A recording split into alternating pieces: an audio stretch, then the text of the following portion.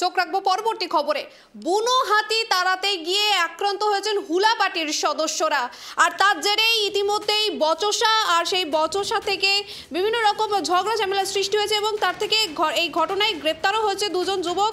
আবার আপনাদেরকে জানিয়ে রাখবো যে বুনো হাতি তাড়াতে গিয়ে স্থানীয়দের দ্বারা আক্রান্ত হলেন সোনামুখীর হুলা পার্টির সদস্যরা। আর আমাদের সঙ্গে রয়েছে এই মুহূর্তে আমাদের প্রতিনিধি সঞ্জীব। সঞ্জীব, কি ঘটনা ঘটেছে, কি কার কারণে কেন গ্রেপ্তার করা হলো?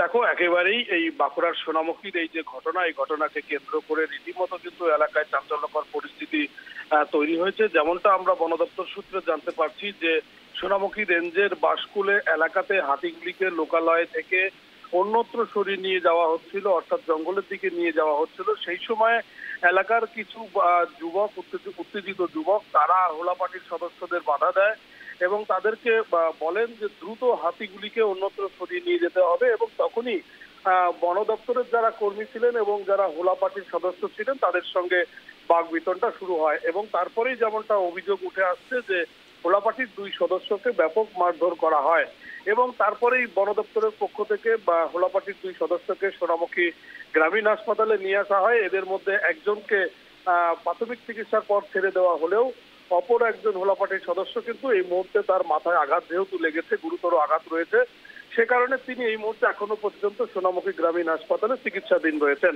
এবং তারপরেই খবর পেয়ে ঘটনাস্থলে গিয়েছিল সোনামুখী থানার পুলিশ, যদিও সেই সময় যাদের বিরুদ্ধে অভিযোগ রয়েছে তারা পলাতক হয়ে গিয়েছিল। এবং পরে বন দপ্তরের পক্ষ থেকে সোনামুখী থানায় একটি লিখিত অভিযোগ করা হয় এবং সেই অভিযোগের ভিত্তিতেই সোনামুখী থানার পুলিশ দুজনকে গ্রেপ্তার করে এবং গতকালই তাদেরকে বিষ্ণুপুর মহকুমা আদালতে তোলা হয়েছে পুলিশের পক্ষ থেকে। পুরো ঘটনার তদন্ত শুরু হয়েছে। তবে তোমাকে আরো একটা বিষয় জানিয়ে রাখবো, গত কয়েকদিন ধরেই সোনামুখীতে কিন্তু হাতি রয়েছে এবং বিভিন্ন সময়ে সেই হাতিগুলিকে বেগে আনতে বন দপ্তরের একটু বেগ পেতে হচ্ছে। তবে সাধারণ মানুষের ফসলেরও কিছু ক্ষয়ক্ষতি হচ্ছে।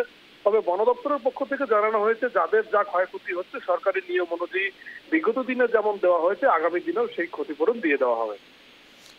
ধন্যবাদ সঞ্জীব। আপনাদেরকে আবারও একবার জানিয়ে রাখি যে বুনো হাতি তাড়াতে গিয়ে বচসা আর তার জেরেই এই ঘটনায় দুই যুবককে গ্রেপ্তারও করা হয়েছে। গুরুতর জখম হয়েছে হুলাপাটের এক সদস্য। আবারও জানিয়ে রাখবো যে বুনো হাতি তাড়াতে গিয়ে স্থানীয়দের দ্বারা আক্রান্ত হলেন সোনামুখীর হুলা পার্টির সদস্যরা।